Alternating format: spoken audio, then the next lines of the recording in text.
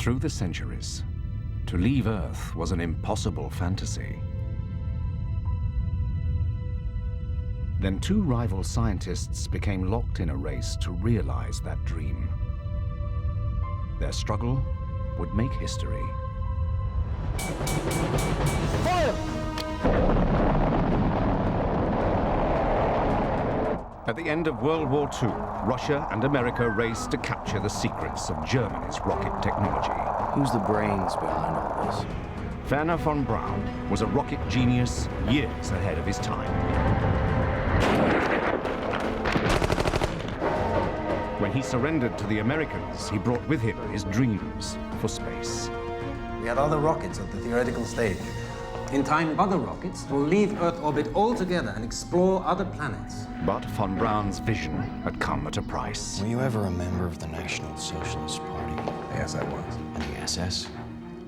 Yes, I held the rank of major. Slave labor was used to construct von Braun's rockets.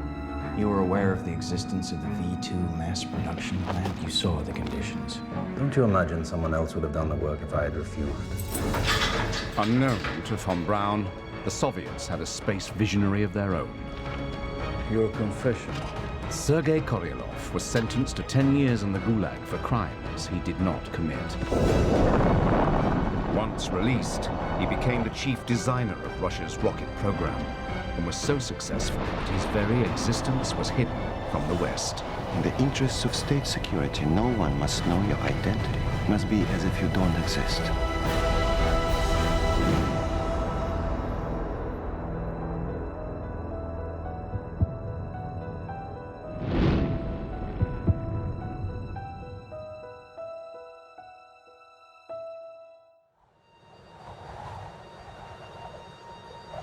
After the Second World War, an iron curtain fell across the ruins of Europe, separating the communist East from the capitalist West.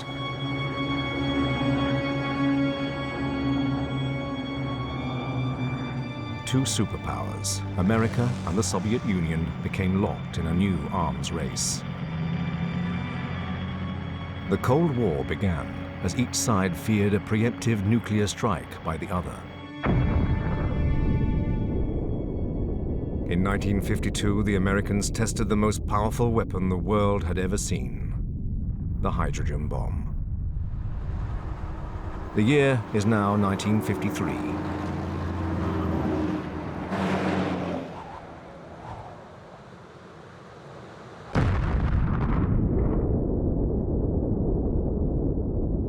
On the 12th of August, the Soviets also explode an H-bomb. The race is on for nuclear supremacy.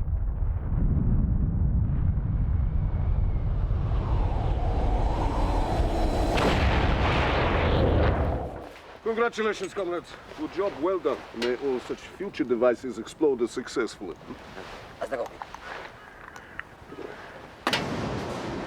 He's here? In person? The H-bomb test leads to a momentous meeting for Sergei Korolev, the Soviets' chief rocket designer. Good morning, Comrade Marshall. What an unexpected surprise. Please. Korolev's military paymasters set him the challenge of a lifetime. 5 tons. You're proposing a 5-ton warhead. That's what our physicists are telling us that the next generation of hydrogen bomb will win. The Defense Ministry has looked into aircraft as a delivery system. But we've concluded that aircraft are too slow and too easily targeted. What we need is a rocket that can deliver it over a distance of 8,000 kilometers, capable of reaching America. And in this way, safeguard ourselves against our enemies. With respect, the Ministry does understand that there is nothing currently under development that has anything like that capability. Obviously. So the question is a simple one. Can it be done?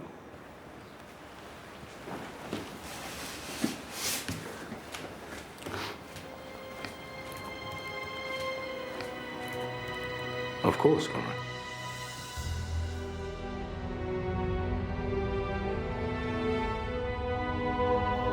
Korolev hopes that by meeting the military's need, he will be able to fulfill his long-held ambition to journey into space.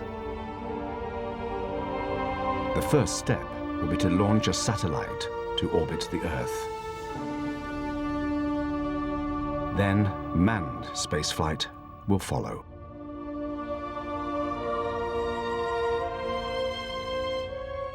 But on the other side of the world, in America, Korolev knows he has a rival. What he doesn't know is that his rival faces a crisis.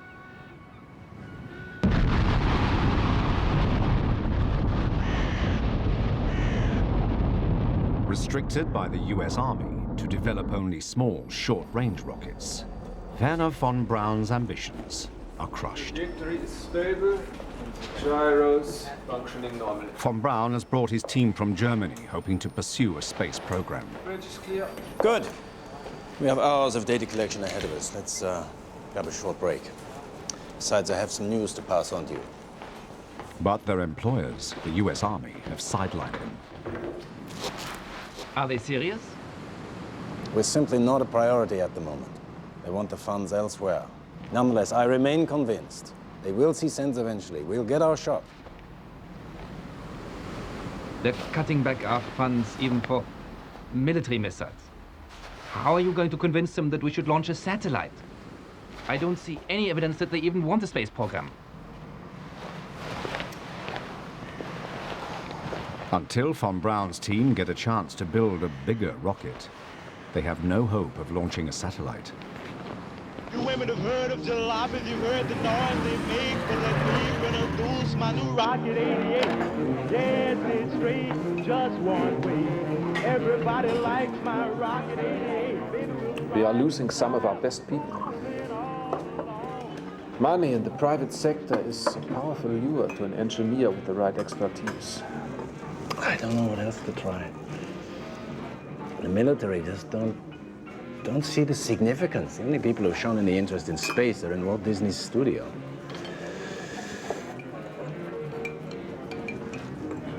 Maybe that's the answer. Sell the idea direct to the American public. Show them there's more to it than missiles. Show them space as America's new frontier. Von Braun doesn't know he has a rival in the Soviet Union. We're going to need a radically new approach. To send 5 times the weight over 15 times the range, we need twice the velocity, 20 times the energy of our biggest rocket. For Korolev and his deputy, Vasily Mishin, the new rocket will stretch science to breaking point. You know something, Vasily? The rocket will have to be nearly half the size of that building over there.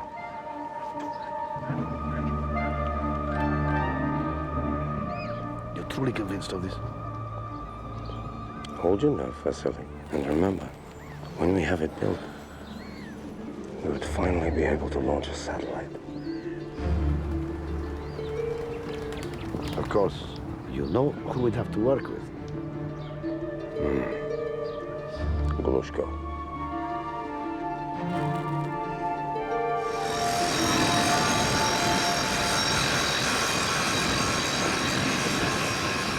To have a chance of success, Korolev first has to enlist the help of the Soviets' leading rocket engine designer.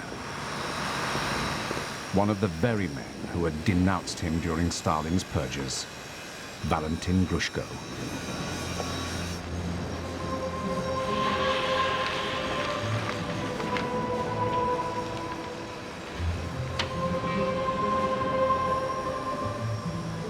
Very Jules Verne. To carry such a weight, such a distance, we need to get radical. Well, I'm all in favor of that, but you'll never get one engine to carry a 5-ton warhead. But what if we use several engines, firing together to share the load? But there's no telling on the impact of one engine on another. It's never been tried. Well, that's a challenge for you, Valentin. What I propose is 4 clusters of main engines strapped to the main body of the rocket. Once they've accelerated the rocket to sufficient speed, the clusters drop away, shedding the dead weight, allowing the central core to continue at a faster velocity.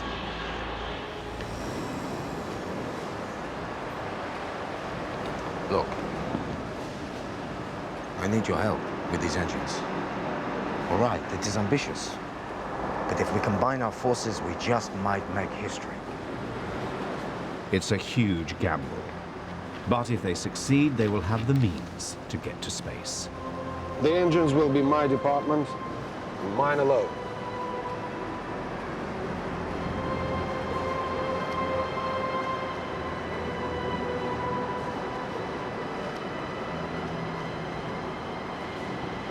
All right, I'll do it.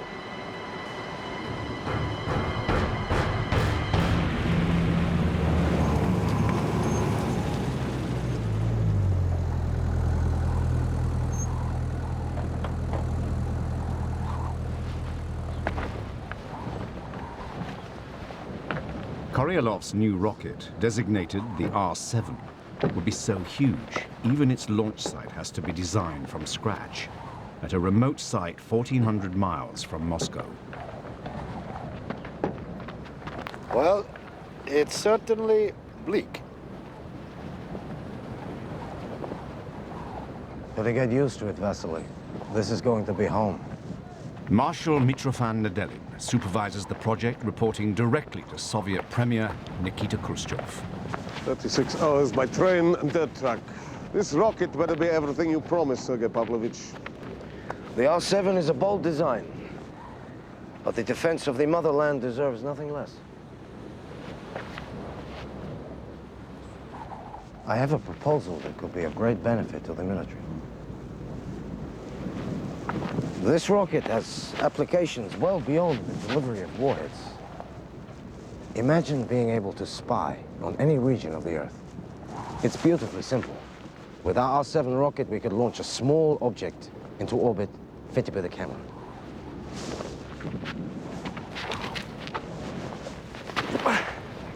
Throw anything into the air, it will climb in an arc till its speed can no longer match the force of Earth's gravity and is pulled back down to Earth.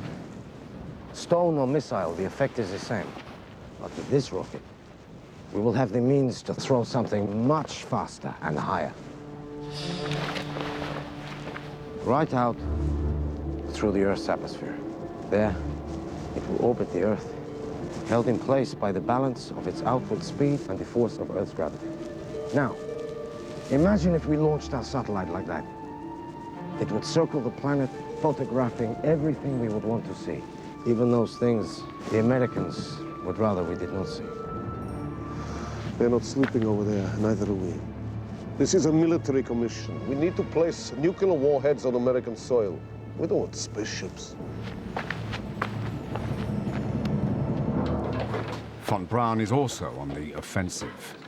In an attempt to outflank his military employers, he persuades Walt Disney Productions to sell his dreams of space direct to the American public. Change orbit. The Earth, more than 1,000 miles below, will appear a gigantic glowing globe, an awe-inspiring sight.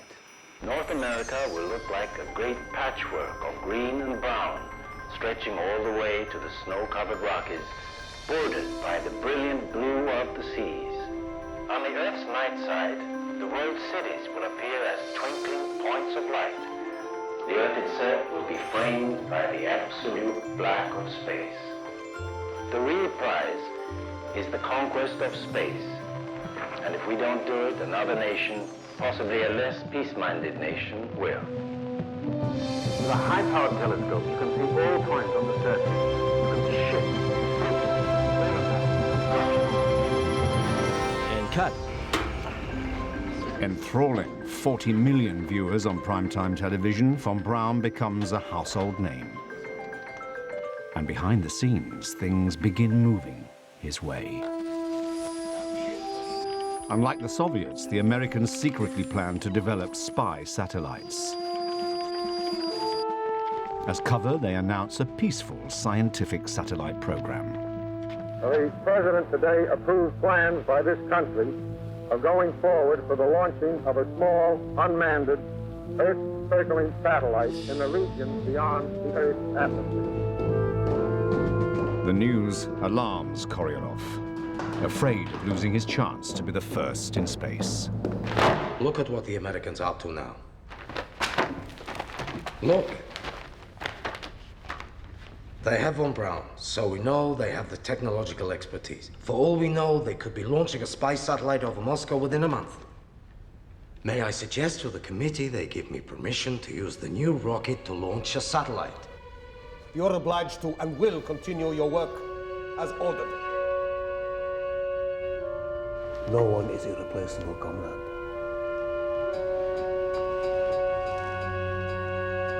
Unknown to Korylov, von Braun has to compete for the satellite contract. You understand that this interview will be recorded as a matter of permanent record.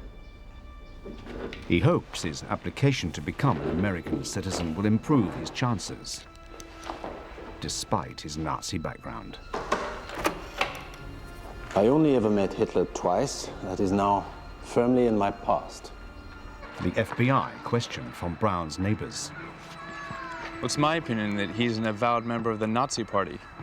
Once a Nazi, always a Nazi, if you ask me. He'd sure be a greater danger to America if he became a national of some other country. I'm a scientist, not a soldier. A rocket is just a vehicle. What it carries is outside my province. To use my knowledge for the benefit of America is my only concern.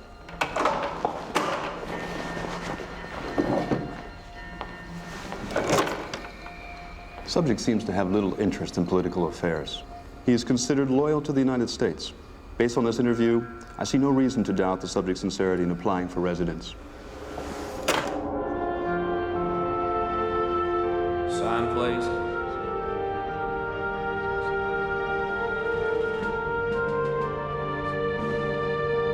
Ten years after he was spirited out of Germany, von Braun hopes he has bought his ticket to space. Congratulations. You are now citizens of the United States of America. God bless you, and God bless America.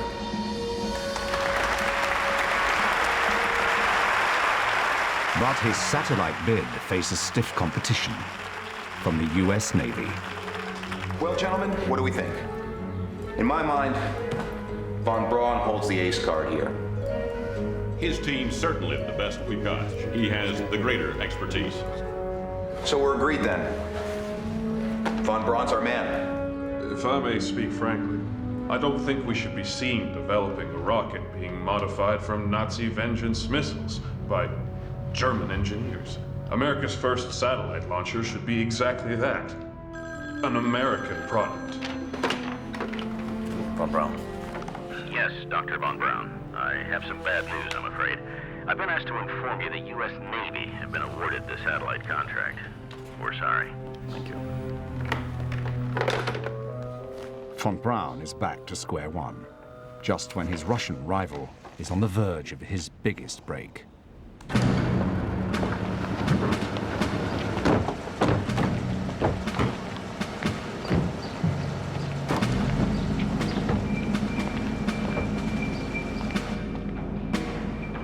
Convinced that long-range rockets provide the best means of destroying the United States, Soviet Premier Nikita Khrushchev checks up on Korylov's progress. Powered by Valentin Glushko's clustered engines, the R-7 will carry the next generation of nuclear warheads. May I introduce the R-7. This is a mock-up of the actual rocket, but completely to scale. A truly impressive machine, Sergei Pavlovich. How much does it weigh? 280 tons at liftoff. Thrust at liftoff will be over 403 tons, more than anything achieved before. What is that in horsepower? That would be approximately 6.4 million, Nikita Sergeyevich.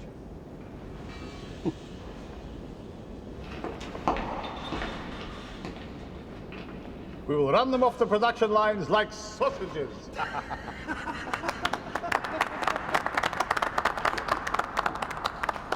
As you know, Nikita Sergeyevich, we are designing it to carry a 5-ton warhead. But that is only one of its applications. There's something else I would love to show you.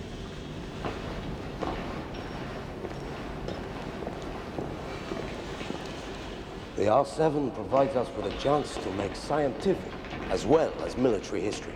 the world's first satellite. The real thing would be 7 times the size of this model. What do we have to gain from such a device? It's beautifully simple. It would orbit the Earth at an incredible speed, 18,000 miles an hour, and would be able to spy on any region of the Earth's surface. All we need is the go-ahead to build. It would get in the way of the missile program. Nikita Sergeyevich, as we speak, the Americans are spending millions on such a project. Once the R-7 is flying, all we need to do is replace the warhead with the satellite and launch.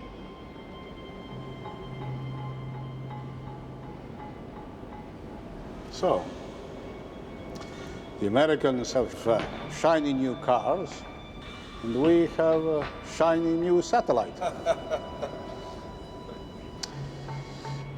But remember, Sergei Pavlovich, you better make sure that it works.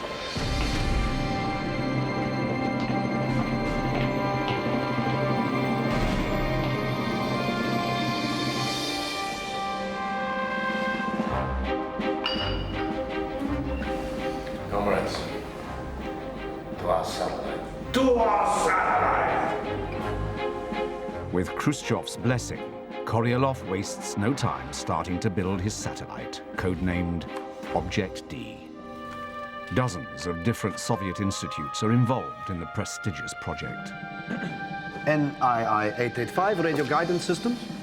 SKB 567 telemetry. NII-592 automatic. OKB-10 applied mechanical.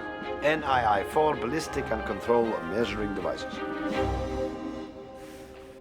As the Cold War arms race intensifies in the mid-50s, both sides test ever more powerful nuclear weapons.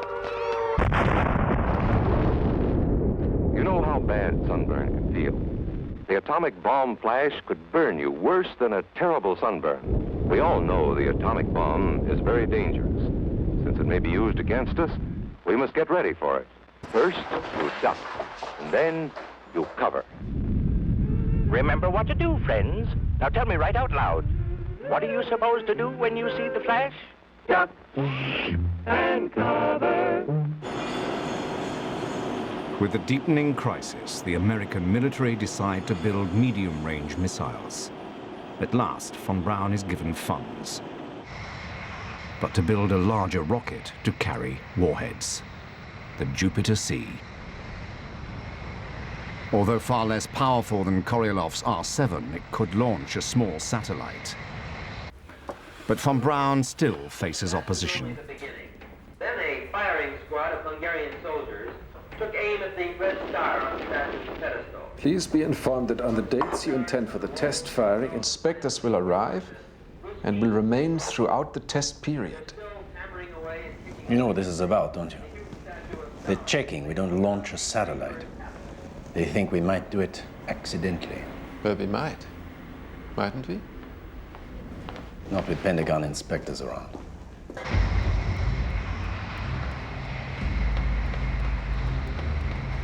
To prevent von Braun secretly launching a satellite ahead of the US Navy, Pentagon inspectors monitor the maiden flight of the Jupiter C. Everything seems fine. Good, let's get on with it.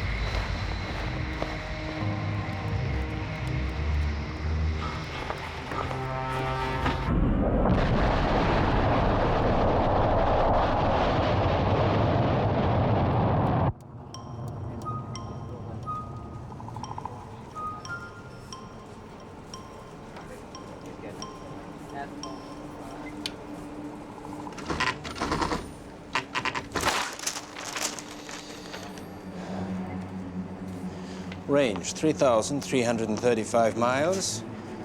Altitude 682 miles.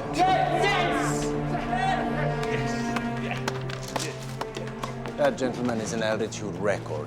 Feel free to report back to Washington that if they'd allowed us to realize the Jupiter C's full potential, they could have made space history today. We could have launched the world's first satellite for America.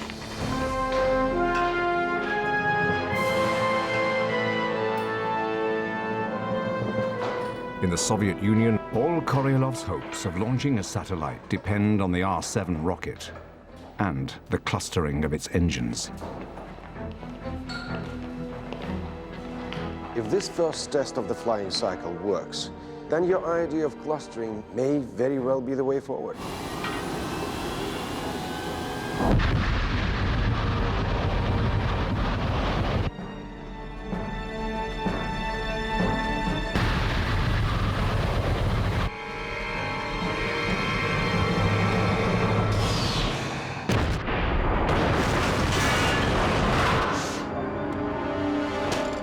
Shut off the fuel lines.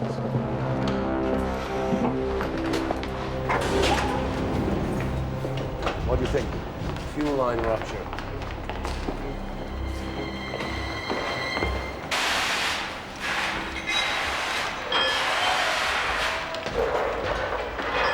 I have to have equal flow rate to all engines. Takes one valve to fail and you can blow the lot. I warned you clustering was dangerous.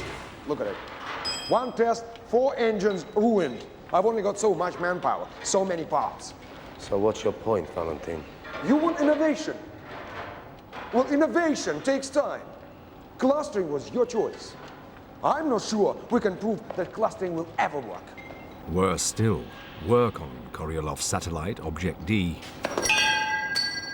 reaches crisis point.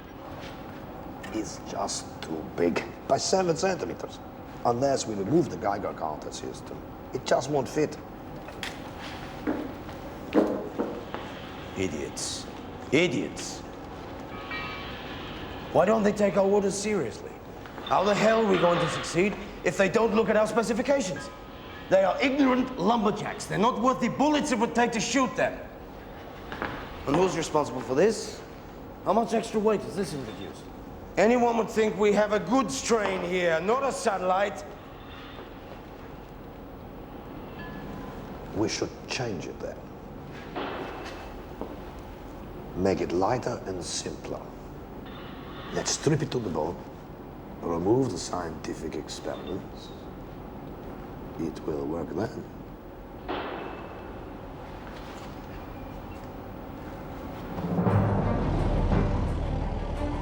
It has taken just 2 years to transform Baikonur from a wasteland into the world's first spaceport.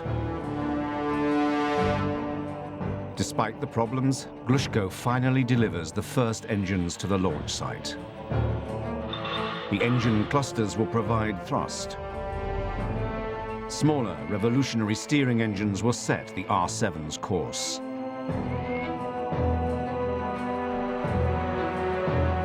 With 32 engines and weighing a massive 280 tons, some believe the R-7 will never achieve liftoff.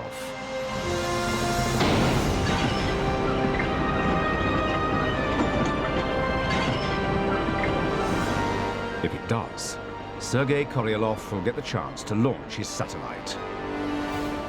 The first stepping stone in man's journey to space.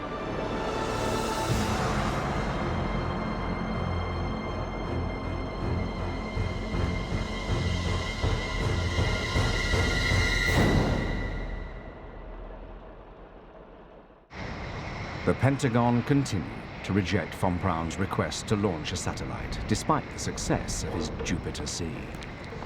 Special delivery. Direct from outer space. I wrapped this up and placed it inside the nose cone. It survived re-entry and splashed down in the Atlantic. The first rocket made. It's not even singed. So the heat shield works. We have to persuade them. We can launch a satellite.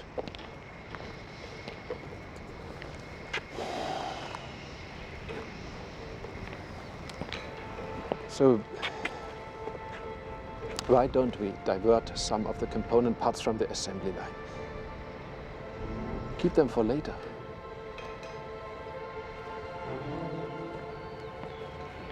When the Navy's rocket fails, they'll be thanking us.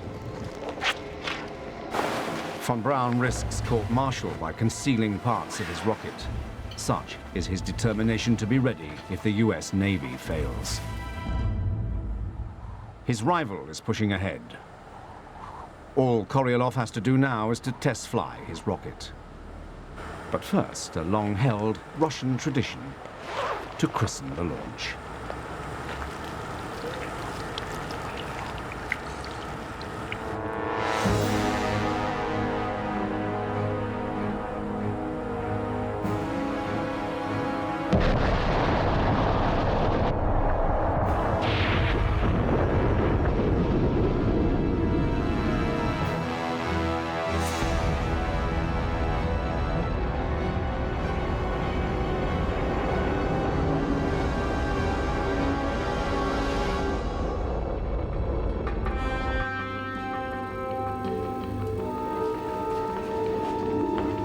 I am picking something up here.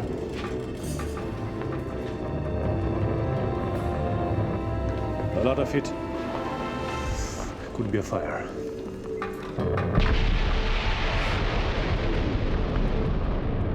The R7 disintegrates 90 seconds into flight.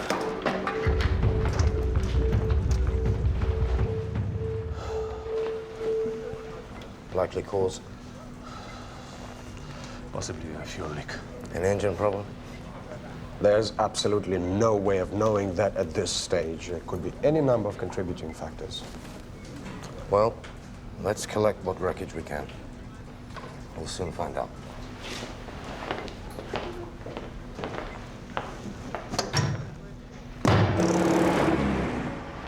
Comrade Marshal?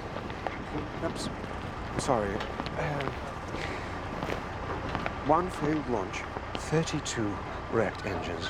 If things go on this way, my entire production line will collapse. And my position on this was always clear. It's too ambitious, irresponsibly, wastefully ambitious. I can't see it working. The whole thing's been badly mismanaged.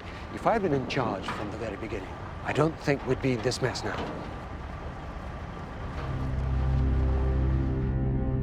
In June, things get even worse. Mechanical failures prevent takeoff of 3 more test flights.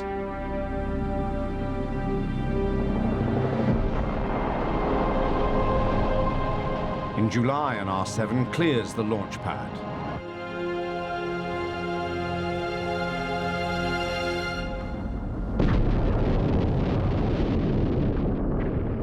But 33 seconds later, an engine cluster detaches too early from the rocket's central core.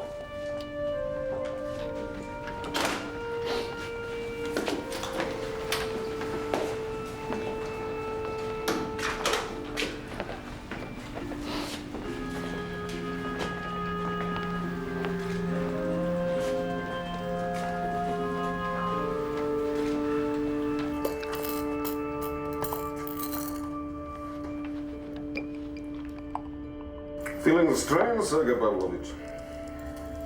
I'm fine. And what about the rocket? Is that fine? This can't go on. These failures are costly, both in money and time. You had assured me your calculations were correct. There are many innovations, comrade. I have to warn you, comrade.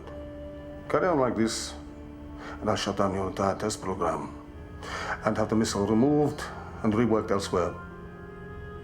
We need results. Koryalov is given one more test launch. One last chance.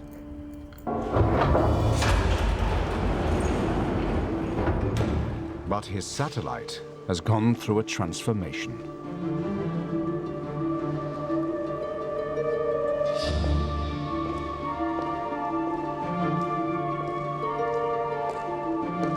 After abandoning the heavyweight Object D, the team have built a replacement in less than a month. We got the weight down. It's now just over 83 kilograms.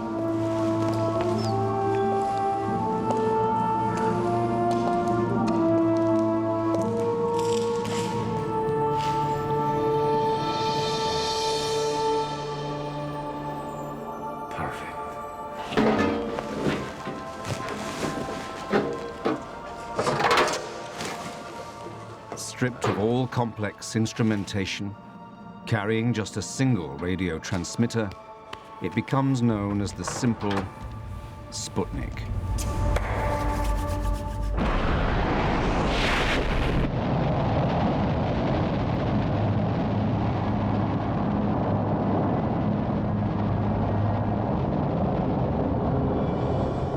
Koryalov's career and his dream of conquering space hang on the 6th and final test launch.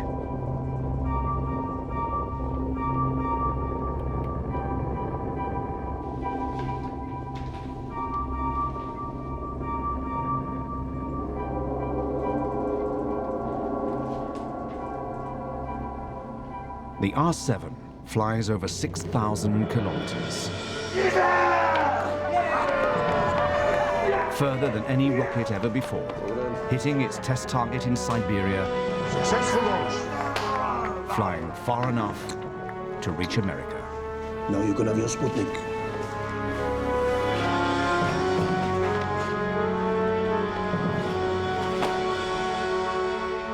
To prove to the world his Sputnik is in orbit, Koryalov needs it to transmit a signal from space. Combat Corrida. It's all right, Vashislav. Please continue. Couldn't sleep. Can I hear it? Of course.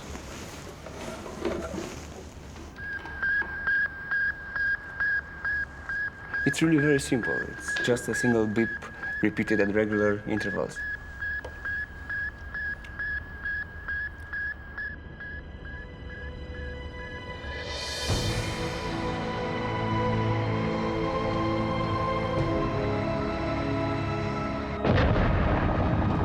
At 10:28 p.m., the engines ignite and the R-7 flawlessly clears the pad.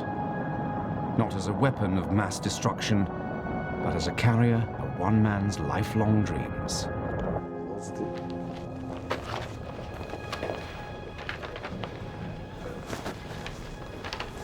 The rocket's dead on course. We should know in 90 minutes.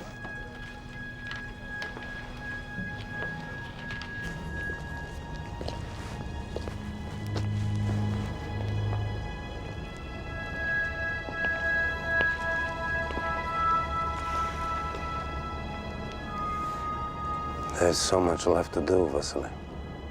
I only hope I'm given enough years to make sure they happen.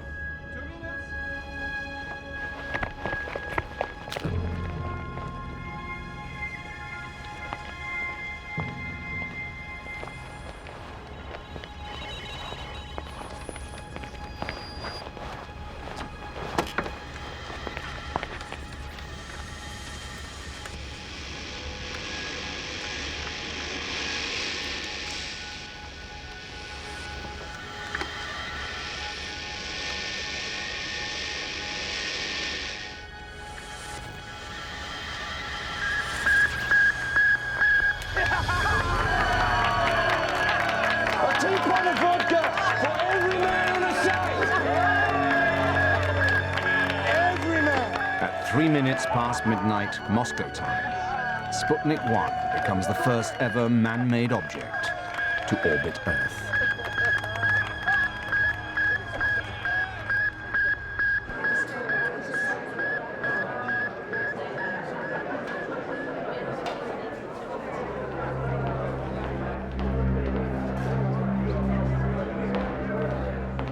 Doctor, they've done it. Now what? The Russians. It's just been announced over the radio that the Russians have put a satellite into space.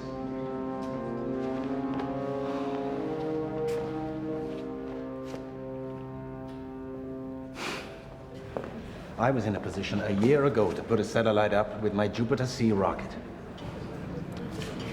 And I tell you something else, Mr. Secretary. The President is counting on the Navy's rocket. I tell you right now, the Vanguard will never make it. But we can. We can put a satellite up in 60 days. Leave it to me. I'll take it to Washington. Scanning the horizon in Moscow while the world watches the flight of the satellite. They call it Sputnik. Russia hails its own achievement with loud praise. Defense Minister Marshal Zhukov declares Soviet science makes possible newest weapons for its armies, including the intercontinental ballistic missile. Until 2 days ago, that sound had never been heard on this earth. Suddenly, it has become as much a part of 20th century life as the whir of your vacuum cleaner.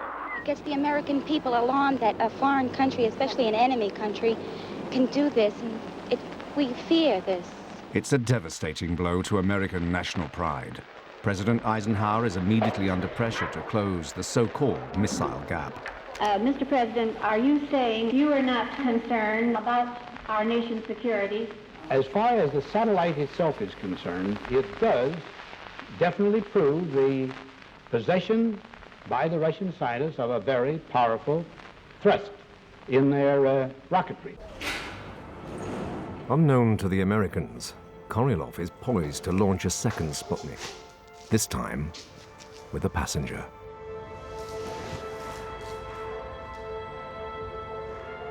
Laika.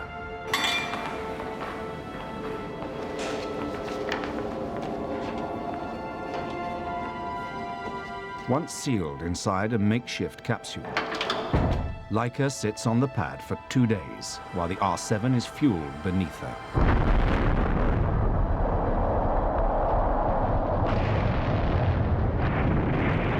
Just 4 weeks after launching Sputnik, Korylov succeeds in putting the first living creature into space.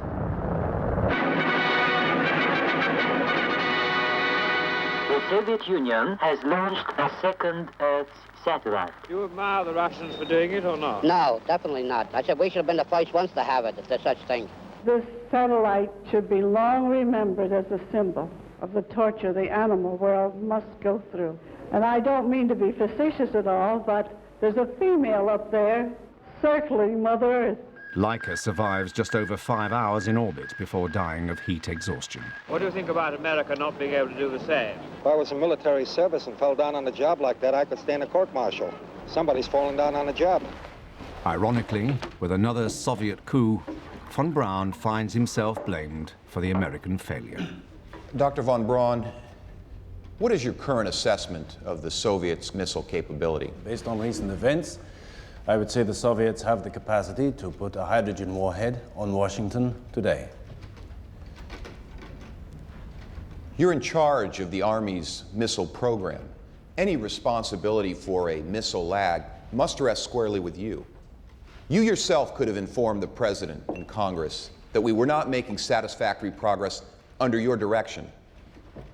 Dr. von Braun, perhaps you'd like to explain to this committee what exactly you think you've been doing for the past 10 years. From the moment we set foot on US soil, I and my team have been underfunded and underutilized. I have spent years trying to make myself heard. I cannot be held accountable if my employers, which is the US military, fails to take advantage of my abilities. At last, von Braun gets the go-ahead to launch a satellite. But the US Navy is to have first shot. With only weeks to turn it around, von Braun is joined by the scientists William Pickering and James Van Allen, who will design the instruments on board.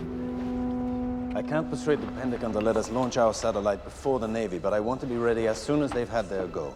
The scientific instruments, the radio transmitter, everything must fit inside this space. I'm calling it the Explorer. How quickly can you get this done? In an attempt to restore America's shattered pride, the US Navy rushes its satellite towards launch.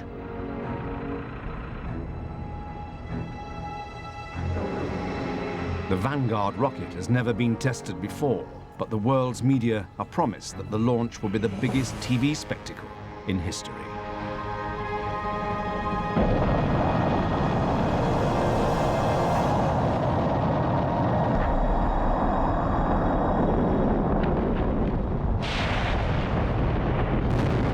Having risen just 3 feet from the pad, the only thing to survive the explosion is the satellite. Blown clear, it begins to transmit from the ground nearby. Flopnik, Dudnik, Oopsnik, and my personal favorite, Kaputnik. We've been given a launch, but it's only a 3-day window. We have to launch by the end of January. If we miss it, the Navy's second attempt is scheduled for the very next day. This will not happen to us. If successful, von Braun's Explorer will outdo Koryalov's Sputnik by collecting scientific data from space. On the eve of the big day, von Braun is ordered to Washington to deal with the media.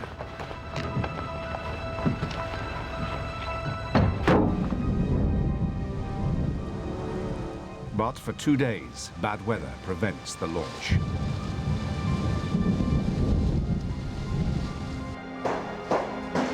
The last day of January, von Braun has until midnight. After that, the US Navy will get a second chance. It's Davis.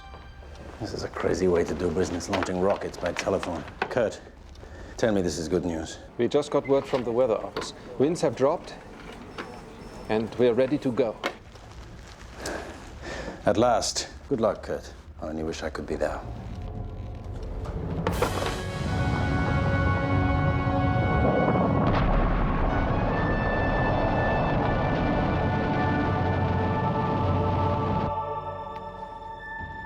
Four months after Koryalov launched Sputnik, von Braun's satellite is bound for space. How long can we expect to wait? This is Antigua Island. 4th stage is fired. Explorer should be on its way. Okay, gentlemen. All we can do is wait. It should be over the next tracking station in California in an hour and a half.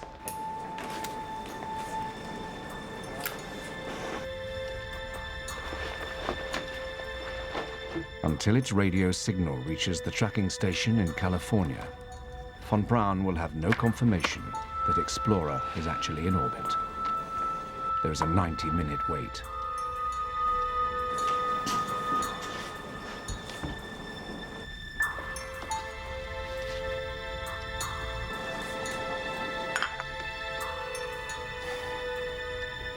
Well, I make that 1.5 hours. Where's our signal? California? Do you hear her? Nothing. I think we should give it a few minutes leeway.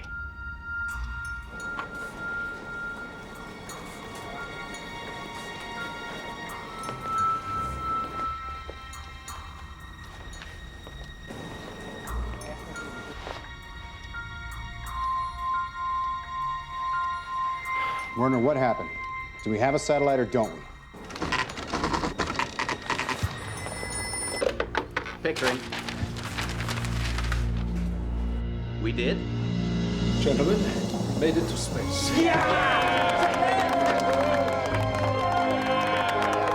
The reason for the delay is that we made a higher orbit than anyone anticipated. I guess you just made it back into the history books. Well done.